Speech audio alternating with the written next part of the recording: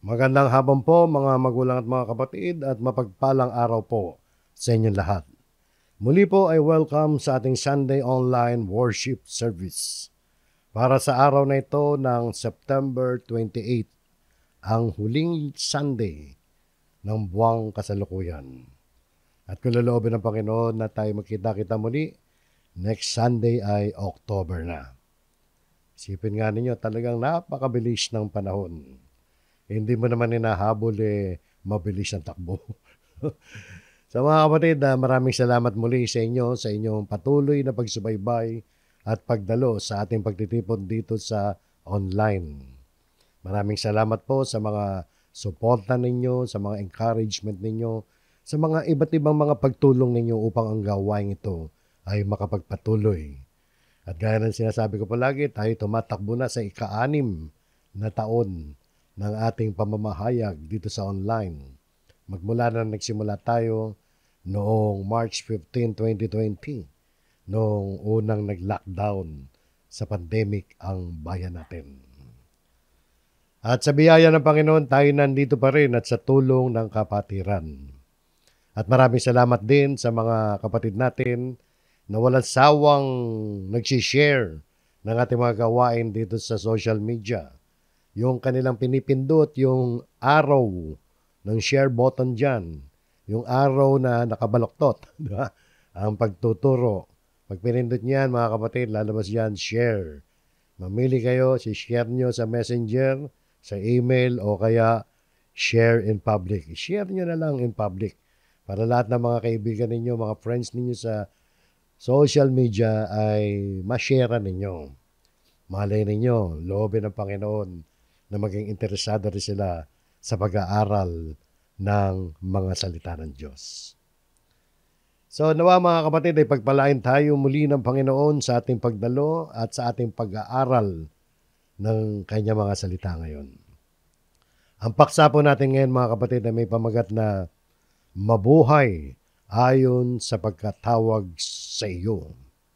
Yan po ang pamagat natin at ito po mga kapatid ang ating pangilan na ba ito?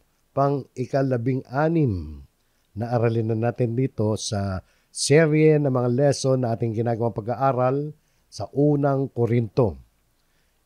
Inumpisa natin to sa verse 1, chapter 1. At ngayon ay nandito na tayo mga kapatid sa lakihan natin ng konti.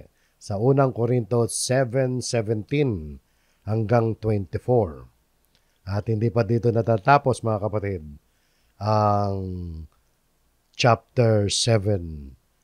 Alam natin ang message ng buong chapter 7 ay tungkol sa pag-aasawa, pero sa pagkakataong ito may isiningit si Pablo na paksa rito. May kaugnayan din sa pag-aasawa. So ang mga version ng Biblia natin gagamitin ay ang Bagong Biblia at New King James Version, liban na kung merong ibang babanggitin.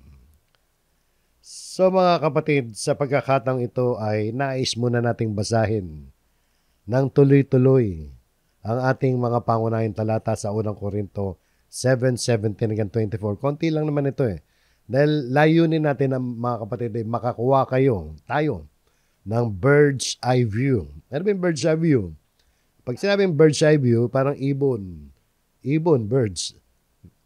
Eye view, yung paningin ng ibon. So, ibig sabihin, isang malawak na pananaw ang para makita natin. Makita natin na malayuan ang kabuuan ng ating pag-aaralan ngayon bago tayo pumasok sa mas detalyadong pagpapaliwanag. Basahin po muna natin ng tuloy-tuloy. 7:17 hanggang 24. Sabi ni Pablo, hayaang ang bawat isa ay mamuhay ayon sa itinalaga ng Panginoon sa kanya at ayon sa pagkatawag sa kanya ng Diyos. Ito ang iniuutos ko sa lahat ng mga iglesia. Verse 18, meron bang sino man na nang siya'y tawagin ay tuli na? Huwag niyang alisin ang mga tanda ng pagtutuli. Meron bang sino man na nang siya'y tawagin ay di tuli? Huwag siyang magpatuli. Verse 19, ang pagtutuli ay walang kabuluhan at ang di pagtutuli ay walang kabuluhan, kundi ang pagtupad sa mga utos ng Diyos. Verse 20, ang bawat isa ay hayaang manatili sa kalagayan ng siya ay tawagin. Verse 21, ikaw ba ay alipin ng ikaw ay tawagin? Huwag kang magalala. Subalit kung magagawa mong maging malaya, samantalihin mo ang pagkakataon. Verse 22, sapagkat ang tinawag sa Panginoon ng siya'y alipin ay malaya sa Panginoon. Gayon din ang tinawag ng siya'y malaya ay alipin ni Kristo. 23, kayo'y binili sa halaga, huwag kayong maging mga alipin ng mga tao. At sa ulit talata 24, kaya mga kapatid, hayaang ang bawat isa'y manatili sa kalagayan ng siya'y tawagin ng Diyos. So yun po mga kapatid ang ating mga pangunahing mga talata na ating pag-aaralan. Napakayaman ng katuroan ni Pablo dito sa chapter 7 ng unang Korinto. Na kung babasahin natin ang dire-diretso yan hanggang verse 40, talagang ang paksa niya dito, yung pangunahing paksa niya, ay tungkol sa pag-aasawa.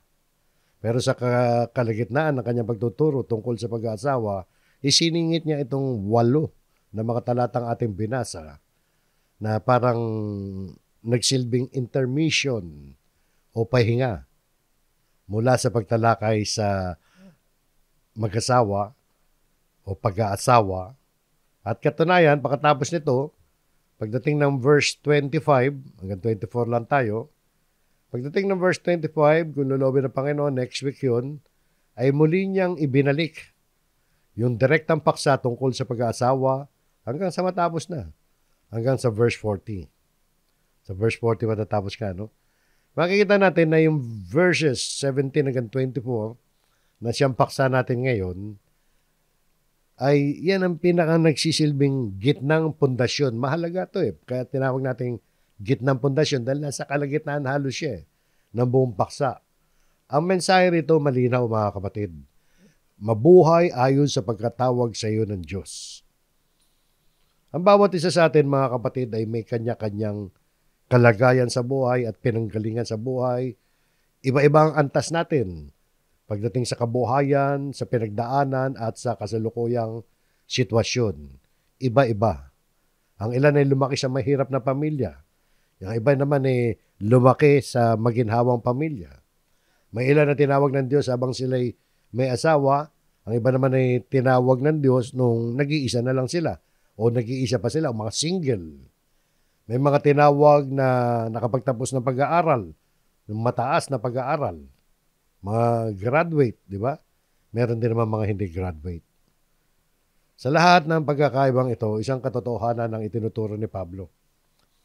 Ang pinakamahalaga ay hindi yung ating panlabas na kalagayan, hindi yung ating status sa lipunan, kundi ang katapatan natin sa Diyos sa loob ng pagkatawag niya sa atin.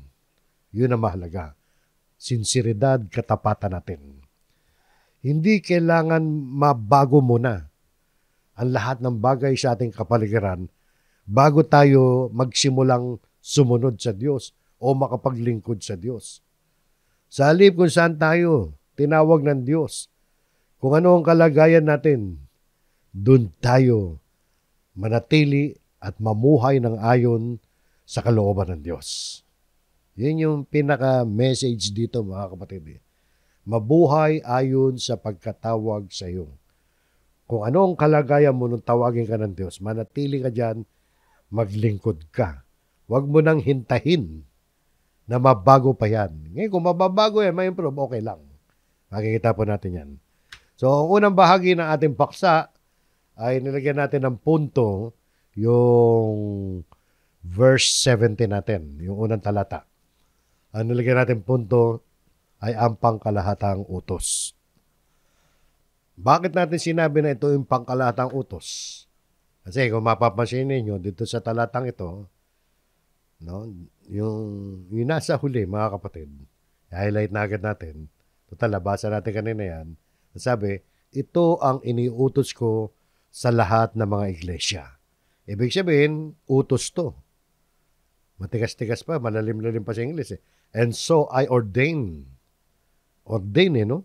in all the churches. O din, parang religious na utos. Kaya natin sinabi na ganyan, pangkalahatang utos. Ibig sabihin, hindi option, utos. Pag option kasi, pwede mong gawin, pwede hindi. Pero dito, nakikita natin, ito dapat na mangyari. Utos ito ng Panginoon sa pamamagitan ni Pablo. May karapatan ba si Pablo na mag-utos? Sa mga iglesia pa, ibig sabihin, talagang meron siyang otoridad. Sapagkat siya hinirang ni Jesucristo na maging apostol sa mga hentil. Kaya yan ang authority niya. Ano ang utos? Hayaang ang bawat isa ay mamuhay ayon sa itinalaga ng Panginoon sa kanya at ayon sa pagkatawag sa kanya ng Diyos.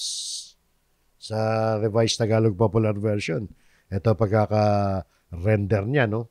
Mamuhay ang bawat isa ayon sa ipinagkaloob sa kanya ng Panginoon. At magpatuloy sa dati niyang kalagayan nang siya'y tawagin ng Diyos. Ibig sabihin, huwag mo nang baguhin ang sitwasyon mo. Di ba? Huwag mo nang baguhin. Okay na yan. Makapaglilingkod ka na riyan. Alam niyo mga kapatid, mapapansin natin, yung tinalakay natin, kung may kaugnayan to sa nakaraan, siyempre, isang kapitulo lang yan, sunod-sunod yan, tungkol sa pag-aasawa yan eh. Kaya kung mapapansin natin, doon sa unang bahagi ng Kabanata 7, chapter 7, sa verse 1 hanggang 16, yung lesson natin na nakaraan, doon ay tinutugunan ni Pablo ang mga tanong ng mga taga-Korinto tungkol sa pag-aasawa, di po ba? Tinalakay ni Apostol Pablo doon sa lesson natin. Di ba yung lesson natin nakaraan? Yung prinsipyo at alituntunan ng pag-aasawa. Verse 1 hanggang 16 yan, no? Doon na nakita natin na nasabi ni Pablo na mas mabuti pa na huwag na lang mag-asawa. Di ba? O pwede lang, di ba? Kaya lang, alam naman niya, dahil sa pakikapin, hindi po pwede. Kaya mag-asawa ka na lang kaysa magkasala ka pa na pakikapin. At doon, tinalakay niya rin na kung may asawa na ako, dapat bang panatilihin ito? Dapat bang manatili ako? Ihiwalay ako ba? Di ba pinag-usapan nyo pag-ihiwalay rin, di ba? Kung ang asawa ko ay hindi mananampalataya, dapat ko ba siyang hiwalayan? O di ba yung mga dinaanan natin? At dito, malinaw ang sagot ni Pablo. Ano naging tugon niya rin? Na ang pag-aasawa at pagiging binata, parehong kaloob ng Diyos yan. Verse 7 hanggang 9 yan, sa nakaraan. At kung ikaw ay may asawa na, huwag mong isipin na mas magiging banal ka kung hihiwalayan mo siya. Di ba? Parang ganun lumalabas dun eh. At kahit pa ang iyong asawa ay hindi mananampalataya, maaari ka pa rin maging kasangkapan ng Diyos sa loob ng iyong tahanan. Ngayon naman, sa gitna ng lahat ng usapin na ito tungkol sa relasyon at estado ng buhay, ibinigay ni Pablo ang isang pangkalahatang prinsipyo. Ang pangkalahatang prinsipyo at pangkalahatang utos, hayaan ng bawat isa na mamuhay ayon sa itinalaga ng Panginoon sa Kanya at ayon sa pagkatawag sa Kanya ng Diyos. Kaya kung babasahin natin ito mga kapatid sa liwanag na naunang mga talata rito, verse 1 hanggang 16, tinalakay ni Pablo, malinaw ang ibig sabihin dito. Ano ibig sabihin? Hindi nakasalalay ang kabanalan o pagiging Kristiyano sa pagpapalit ng status mo sa buhay, ng kalagayan mo sa buhay. Kung ikaw ay may asawa o wala, kung ikaw ba'y kasama ng mananampalatayang asawa o hindi. Hindi doon nakasalalay yun. Ang tunay na sukatan ng paglilingkod natin sa Panginoon at ng ating pamumuhay ay kung paano mo tinutugunan ang tawag ng Diyos sa kalagayan na iyong kinasasadlakan. Kung ano yung kalagayan mo ngayon, paano mo tinutugon ang tawag ng Diyos ngayon dyan? Paano ka namumuhay dyan sa kalagayan mo ngayon? Kaya nabanggit ni Pablo pagdating sa verse 19, ito yung mahalaga hindi yung status mo eh. Ano mahalaga? Singit muna natin 19. Bagamat babalikan natin ito mamaya, no? Sabi sa 19, no? Ang pagtutuli ay walang kabuluhan at ang di pagtutuli ay walang kabuluhan. Ano may kabuluhan? Kundi ang pagtupad sa mga utos ng Diyos. Kaya sa verse 17, sinabi ni Pablo na pabayaan mo na yung kalagayan mo. Kung ikaw ay tinawag ng Panginoon bilang may asawa, manatili ka na riyan at maglingkod ka na sa iyong buhay may asawa. Tuparin mo na ang utos ng Diyos. Huwag mo na hintayin, baguhin pa ang sitwasyon mo. Kung ikaw naman ay tinawag na binata, huwag mong isipin na kulang pa yan. May layunin ng Diyos sa iyo na pagiging binata mo o kaya dalaga o single ka. Kung ikaw ay nasa sitwasyon na ang asawa mo hindi mananampalataya, ang tawag sa iyo ay maging tapat at maging liwanag sa loob ng iyong tahanan. Sa madaling salita, mga kapatid, hindi kailangan baguhin ang ating estado upang maging kalugod-lugod tayo sa Diyos. Ang babaguhin natin, yung mga kasalanan lang, tanggalin natin yan. Pero yung mga hindi naman kasalanan, estado nga, ang pinag-uusapan natin sa buhay, no? Ang pinag-uusapan natin, estado sa buhay, huwag mo na tanggalin yan. Ang panawagan ng Diyos, hindi naman tungkol sa estado, kundi sa katapatan kahit saan tayo naroroon. At makikita natin na ito yung parehong prinsipyo na dadali ni Pablo sa mga susunod pang mga talata hanggang sa matapos tayo sa verse 24. No?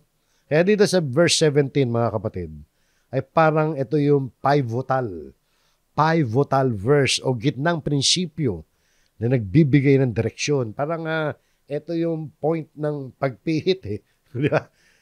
Para pundasyon din to, mga kapatid, gitnang pundasyon. So sinabi ni Pablo ang lahat ng detalye tungkol sa pag-aasawa at relasyon sa verse 1 hanggang 16, di ba? Pero ngayon, parang sinasabi niya, narito ang pinaka-summary ng punto ko. Manatili ka sa kalagayang ibinigay sa iyo ng Diyos. Maging tapat ka dyan. May asawa ka man o wala, hiwalay ka man sa asawa o hindi, binata ka man o dalaga, maging tapat ka. So yan po, mga kapatid, yung general rule dyan at pangkalatang utos. Ang susunod na bahagi ng ating aralin ay yung pagpapatuloy sa mga susunod pa mga talata sa verse 18 hanggang 22 naman. Ito yung mga example naman, mga halimbawa ni Apostol Pablo tungkol sa kanyang punto. So tingnan po natin, may dalawang grupo siya ng halimbawa na sinabi nito eh. Yung una, mga kapatid, halimbawa number 1, tungkol sa tuli at di-tuli. So sabi rito, mga kapatid, meron bang sino man na nang siya'y tawagin ay tuli na? Ano ibig sabihin yan, mga kapatid? Literal yan, literal na tuli. Ibig sabihin, kung ang isang tao ay tinawag ng Diyos na naging mananampalataya siya habang siya ay Hudyo. Yun yung tuli, literal na tuli mga Hudyo. O nasa kalagayan na may tanda ng pagtutuli yan. Sapagkat literally, tinutuli talaga lahat ng lalaking Hudyo sa 8 araw pa lang nila ng pagkasilang. At kung ikaw naman ay hentil dati at naging Hudyo ka, na-convert ka sa kanilang reliyon, mandatory rin na tuliin ka literally. Sapagkat yun yung tanda ng pakikipagtipan ng Diyos sa kanila sa Israel na sinimula noong panahon pa ni Abraham. Yan yung kanyang kalagayan nang siya'y maligtas. Yan, no? Meron bang sino man nang siya'y tawagin ay tuli na? Nung tawagin ka, Hudyo ka na ba? Tuli ka na ba? Ano instruction ni Pablo? Huwag niyang alisin ang mga tanda ng pagtutuli. Ibig sabihin, tuli ka, huwag mo nang ibalik yung pagiging hindi tuli mo. Meron bang ganon? Meron, mga kapatid. Tinitingnan ko nga yan, literal yan. Kasi sa Greco-Roman society, kung tawagin, pinaghalong Romano at mga Gregong lipunan, yung pagpapakita ng glans, alin yung glans, yung ulo ng ari ng lalaki, pag ibig sabihin, tuli ka, wala nang balot yung glans mo. Kita yung ulo, ika nga, itinuturing na hindi disyente, nakakatawa sa kanila yan. Samantalang sa Pilipinas, kakantsawa ka, hindi. Di ba? Pag hindi, di ba? Kaya lalaking natuli na noon, kadalasan, naiiba sila, nadidiscriminate. Kabaligtaran nga sa bayan natin, di ba? Nadidiscriminate sila sa mga pampublikong paliguan, sa mga pampublikong gymnasium, kung saan karaniwan, naguhubad ubot-ubad yung mga kalalakihan. Dahil doon, yung mga Hudyo, noong unang siglo, ay nakaimbento, sumailalim sa tinatawag sa English na epispasm. Tingnan natin sa internet yan eh. Kasi binerify natin ano ito, literal na meron ganyan. Yung pala yun, epispasm ang tawag doon. Upang muling takpan yung glans na nakalitaw yung ulo. At makihalubilo, pwede na sila makahubilo ngayon doon sa mga Romano, mga Grego, nang hindi sila naiba. Dito ay parang sinasabi ni Pablo, wag mo nang baguhin yung kanyang kalagayan. Hindi kailangan alisin yung tanda upang maging katanggap-tanggap ka sa ating Panginoon Kristo. Ibig sabihin, huwag mo nang gawin yan. Hindi necessary yan. Huwag ka na mahiya. At yung sumunod, kabaliktaran. Meron bang sino man nang siya'y tawagin ay di tuli? Ito naman, kadalasan yung mga hentil, yung mga hindi tuli. Minsan yung mga Hudyo naman, ang siya naman, pag napunta ka naman sa teritoryo ng mga Hudyo, doon ka naman di-discriminate. So, kinakailangan magpatuli ka. Sabi ni Apostol Pablo, huwag siyang pagtuli. Okay na yan. Kasi sabi ni Pablo sa sumunod na talata, ang pagtutuli ay walang kabuluhan at ang di pagtutuli ay walang kabuluhan. Parehong walang kabuluhan sa harap ng Diyos yan eh. Huwag sana, hindi mo kailangan gawin yan. Isang maling aral. Pag sinabi mong kailangan para maging karapat-dapat ka sa Diyos, kailangan patuli ka o kaya huwag ka magpatuli. Walang ganong usapan eh. Kasi ang usapan, eto dapat, kundi ang pagtupad sa mga utos ng Diyos. Yan ang pinaka-importanteng bagay. Yan ang pinakamahalaga, ang pagtupad sa mga utos ng Diyos. Ang tunay na sukatan ng pananampalataya at paglilingkod at pamumuhay na maka-Diyos ay hindi yung panlabas na tanda, kundi sa pagtupad sa mga utos ng Diyos. Kaya hindi maaring mga kapatid na hiwalay ang pananampalataya sa salita ng Diyos. Hindi mo pwedeng sabihin na nananampalataya ka sa Diyos, tapos hindi ka naman nakikinig at naniniwala sa salita ng Diyos. Bakit? Dahil ang salita ng Diyos ang siyang naglalaman at nagsasaad ng mga utos ng Diyos. Paano natin matutupad ang utos ng Diyos kung hindi ka naman naniniwala sa salita ng Diyos? Kaya mahalaga para sa atin yung palagiang nag-aaral ng salita ng Diyos at pagdalo sa mga pagtitipon. Sapagkat yan ang magpapayaman sa atin, magtuturo sa atin ng karunungan kung paano natin tutuparin ang mga utos ng Diyos. At dyan din natin malalaman mismo ang mga utos ng Diyos. Kaya mga kapatid, kung sa-summarize natin yan, hindi mahalaga kung ikaw ay tuli o hindi, ang mahalaga, sumusunod ka sa Diyos. Ang palabas na tanda ay walang halaga kung walang tunay na pamumuhay ayon sa mga utos ng Diyos. Ang pagiging karapat-dapat sa harap ng Diyos ay hindi nakasalalay sa reliyosong kalagayan mo, sa religious na kalagayan. Kasi yung tuli at pagiging hindi tuli, ano yan eh? May kaugnayan sa reliyon ng mga Hudyo yan. Hindi mahalaga yan. Mga panlabas na ano lang yan eh, na palatandaan eh. Ang mahalaga, kapag tinawag ka ng Diyos, sapat na si Kristo bilang batayan ng pagtanggap ng kaligtasan. Kaya tao ay dapat manatili sa kanyang kalagayan. Manatili ka na lang dyan, no? Sapagkat ang mahalaga ay ang pagsunod at pananampalataya sa Panginoon, hindi yung panlabas na ritual. So yun po mga kapatid, no? Yung number 1 example yan tungkol sa pagtutuli. Number 2 example ni Pablo naman ay tungkol sa pagiging alipin at malaya. May mga alipin kasi noon eh. Legal pa noon yan mga kapatid. Sabi nito, ang bawat isa ay hayaang manatili sa kalagayan ng siya ay tawagin. Bakit ba ganyan? Hindi ka na ba ma-improve? Pwede ka naman ma-improve sa status mo. Lalo nito pag-uusapan, alipin at malaya. Ang pinakikita lang naman ni Pablo rito, ito'y pagtuturo na huwag ka na magreklamo sa kalagayan mo. Huwag mong sabihin hindi ka makapaglilingkod sa ganyang kalagayan. Makapaglilingkod ka, makapamumuhay ka ayon sa kalooban ng Diyos. Ano man ang kalagayan mo sa buhay, maalis ka man dyan o hindi, makapaglilingkod ka. Tingnan nyo mga kapatid. Sabi rito, ikaw ba ay alipin ng ikaw ay tawagin? Ibig sabihin, nung nanampalataya ka ba kay Kristo? Nung makarinig ka ba ng Ebanghelyo at nanampalataya ka sa mensahe ng Ebanghelyo tungkol sa pagliligtas ni Kristo at naging mananampalataya ka kay Kristo, ikaw ba ay alipin?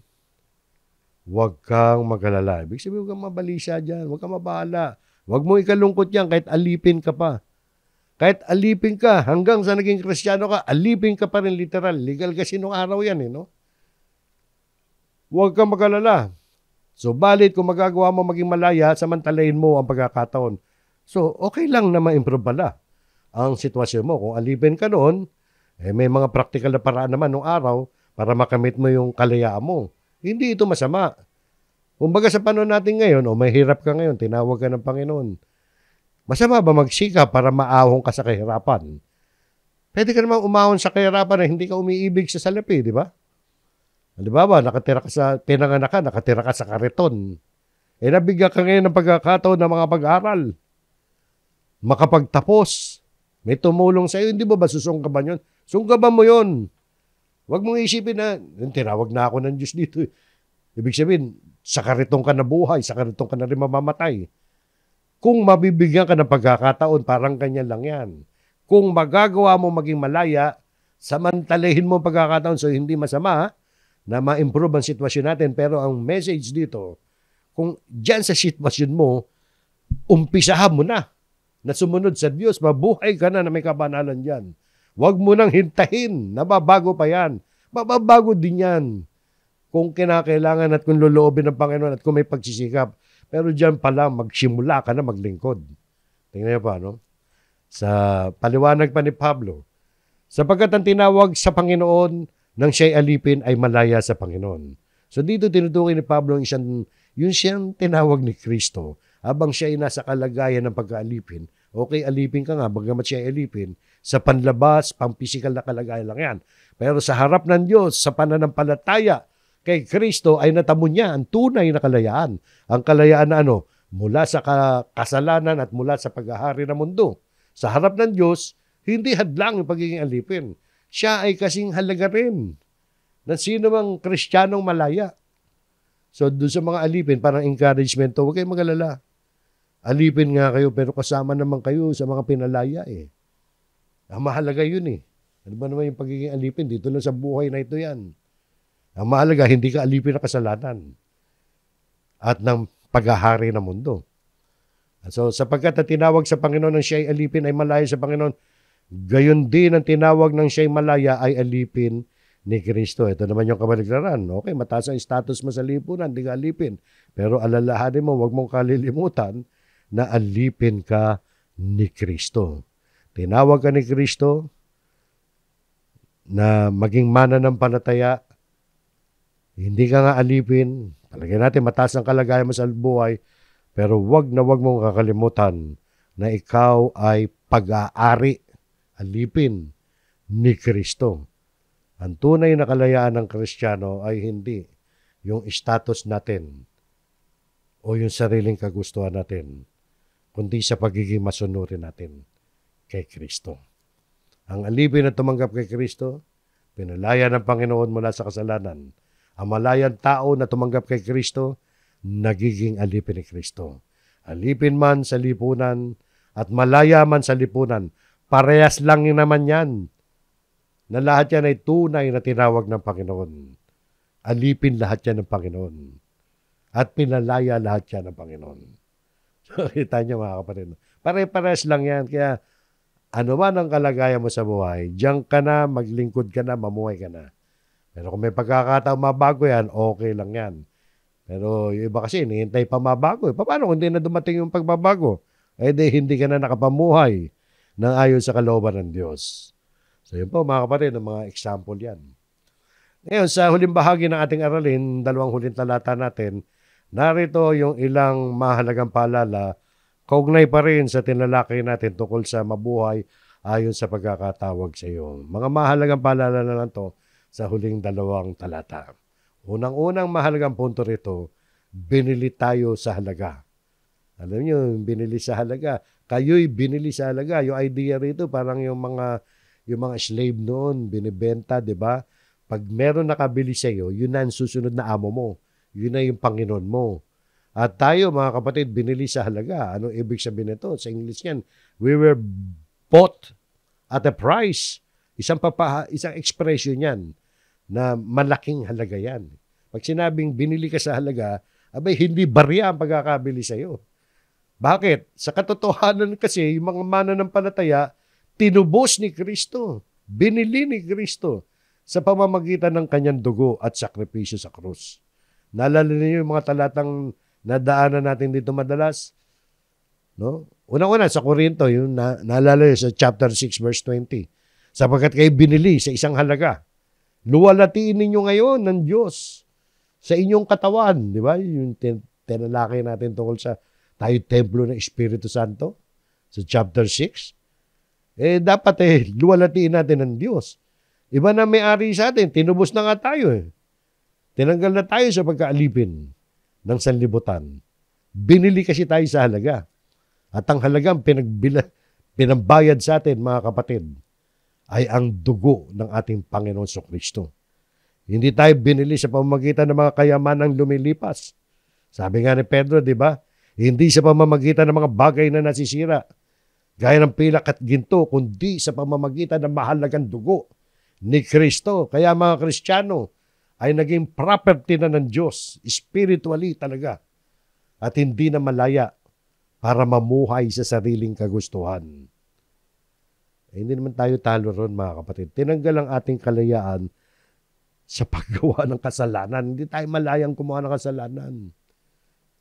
Kailangan natin gumawa ng kalooban ng Panginoon. At anong mga utos ng Diyos, mga kapatid? Kung pag-aaralan ninyo mabuti yan, hindi sa kapakinabangan ng Diyos yan. Kaya nag-uutos ng Diyos na gumawa tayo, lumakad tayo ayon sa kanyang kalooban, hindi para makinabang siya, kundi para tayo ay makinabang. Habang sinusunod natin ang mga utos ng Diyos, yun ay para sa ikabubuti natin. Hindi sa ikabubuti ng Diyos yan. Hindi ba kailangan ng Diyos yan eh. Kaya sa atin inutos eh. Ang alin, yung mabuhay na may kabanalan. Sumunod sa kanyang mga utos para sa ikabubuti natin yan. So, binili kasi tayo sa halaga. Napakalaga niyan. Kaya nga sabi, huwag kayong maging alipin ng mga tao. Okay. Huwag tayong palipin. Hindi lang ng mga tao yan, kahit kanino. Hindi tayo dapat maalipin. Hindi naman ibig sabihin nito na hindi na tayo susunod sa mga gobyerno, mga batas, amo, mga magulang natin. Hindi ganun yan, mga kapatid. Sa halip, babala ito na huwag tayo pasakop sa mga paraang mawawala ang ating pagiging tapat kay Kristo. Kung tayo'y susunod, titimbangin natin yan. Parang yung sila Pedro. Nung sabihin nila, nung sila humarap, nagbawalan sila ng mga aral tungkol kay Jesus. Anong sagot nila Pedro at ni Juan? Kailangan sundin namin ang Diyos kaysa sa mga tao. At ang sabi pa ni Pablo, ano man ang ginagawa natin, gawin natin ng buong puso gaya ng sa Panginoon at hindi sa mga tao. Yun ang hindi tayo alipin. Hindi tayo panatiko sa mga utos ng mga tao. Tinitimbang-timbang natin yan. Ano ba itong inutos sa akin?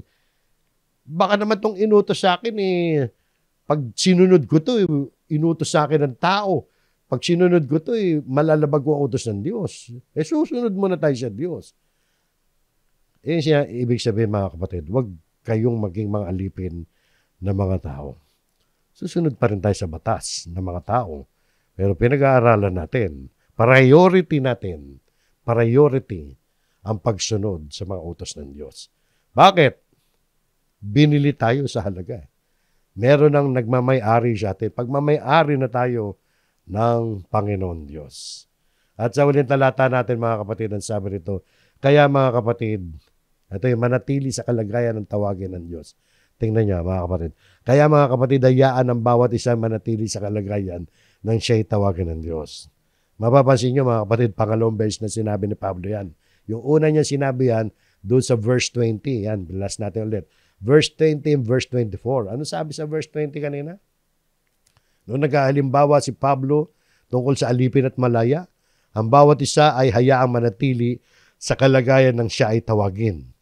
Pagdating naman ngayon sa verse 24, kaya mga kapatid, hayaan ng bawat isa ay manatili sa kalagayan ng siya ay tawagin ng Diyos. Pareho lang, di ba?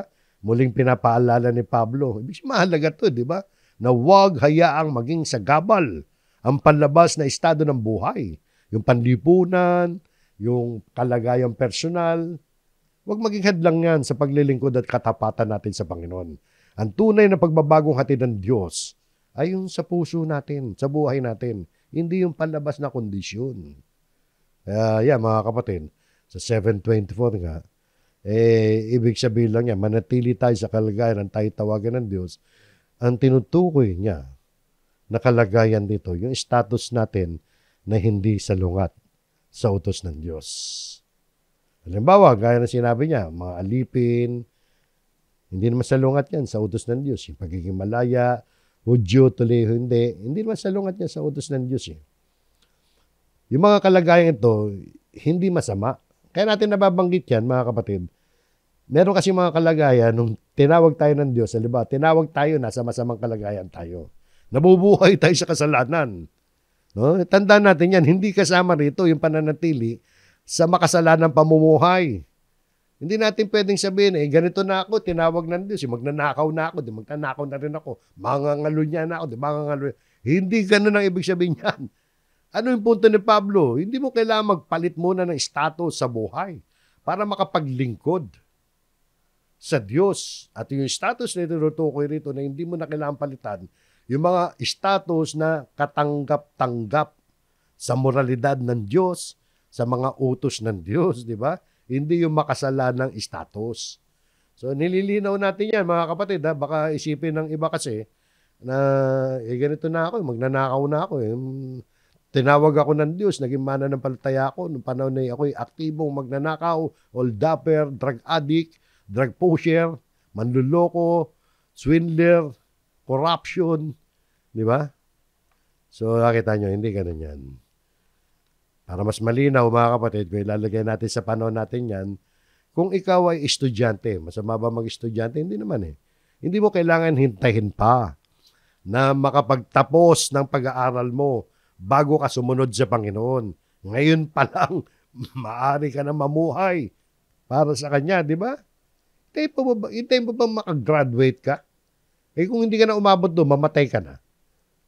At saka, kung alam ba, ikaw ay empleyado, ordinary empleyado, hindi mo na kailangan ma-promote bago ka makapaglingkod sa Panginoon.